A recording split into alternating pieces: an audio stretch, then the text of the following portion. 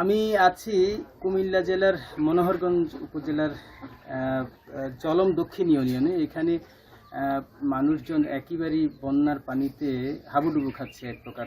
গত এক সপ্তাহ ধরে এখানে কোনো প্রকার খাদ্য সহায়তা সরকারিভাবেও অথবা বেসরকারিভাবেও আসেনি। আমরা দেখছি যে একেবারেই পানিবন্দী মানুষ, তারা ঘরের বারান্দায় অবস্থান করছে। কোনো বাড়ির মানুষ অবশ্য আশ্রয় কেন্দ্রে গিয়েছে, কিন্তু এখানে শত শত পরিবার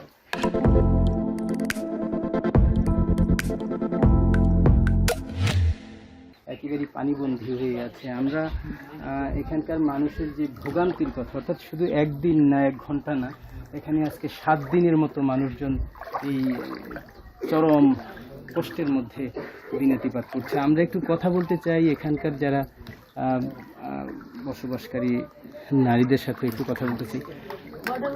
কতদিন ধরে এই সমস্যা আছে? খাবার টাবার কোন ধরনের ব্যবস্থা আছে কিনা? বা 7 দিন। হ্যাঁ, এই যে 7 দিন ধরে আমরা কষ্ট হইতে আছি। আমরা কিছু আশ্রয়কেন্দ্র গেছি, মাল সামানা সব শেষ, ঘর বাড়ি কাটতে গেছে গুনার। আমরা বাজারে আনি কিনে খাই, আনি নিয়েও খাইতে পারি না। আমি ভিক্ষা করে খাই, অনেক খাইতে পারি না, অনেক কষ্টের মধ্যে আছে। একেবারেই মানে ভোগান্তি বা কষ্টের শেষ সীমানা যেটা বলে সেটাই বোঝা যাচ্ছে। একেবারেই হতদরিদ্র মানুষ, যিনি মানুষের কাছে খুবই তার জীবন চলে, এই ধরনের মানুষও খুবই কষ্টের মধ্যে আছে। আমরা একটু একজনের সাথে কথা বলতে চাই।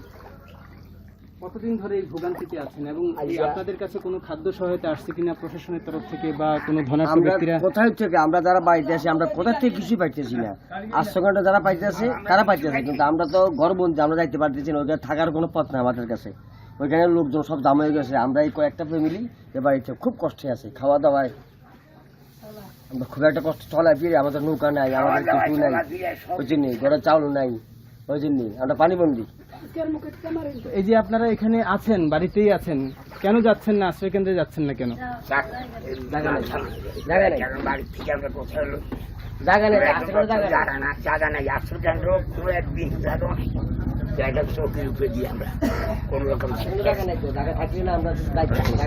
অর্থাৎ জায়গাও পাচ্ছে না, একটা অস্থায়ীভাবে যতটুকু খাবার বা যে ধরনের সামগ্রী যতটুকু তারা সংগ্রহ করতে পারছে তা দিয়েই চলছে তাদের এখনকার এই নিত্য নৈমিত্তিক যে খাদ্য। আমরা একটু কথা বলতে চাই এখানকার তরুণ সমাজের মধ্যে। আপনারা কিভাবে মানুষের পাশে আছেন বা কোন ধরনের সহযোগিতা পাচ্ছেন? আসসালামু আলাইকুম, ধন্যবাদ আপনাদের যমুনা টেলিভিশনকে। আমি আছি কুমিল্লা জেলার মনোহরগঞ্জ উপজেলার 5 নং জলম দক্ষিণ ইউনিয়নের 2টা ওয়ার্ড মিলে আমাদের এই 2 গ্রামে কোনো আশ্রয় কেন্দ্র নেই। আমরা এলাকার তরুণ সমাজ বা যুবক যারা আছে ওরা মিলে আমাদের যে স্কুলগুলো আছে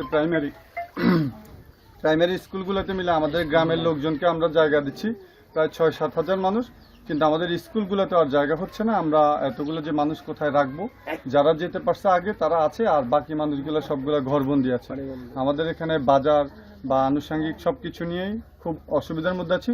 উপজেলা থেকে আমাদের এখানে এখন পর্যন্ত কোনো সহায়তা আসে নাই, শুধু 10টা প্যাকেট আসছে, আর এতটুকুই। আমরা আসলে খুব ইয়ের মধ্যে আছি। কি ধরনের ভোগান্তিতে পড়ছে মানুষ? আপনারা এখানে মানুষ ভোগান্তিতে পড়ছে, যাতায়াতের কোনো তো ব্যবস্থা নেই। আমাদের অনেক নৌকার অভাব, বা বাড়ি গিয়ে রেস্কিউ করা সম্ভব হচ্ছে না। এরপরে সকল মানুষ পানিবন্দী, আশ্রয় কেন্দ্র নাই বললেই চলে। আমাদের মনোহরগঞ্জটা জল অঞ্চল বলে খ্যাত।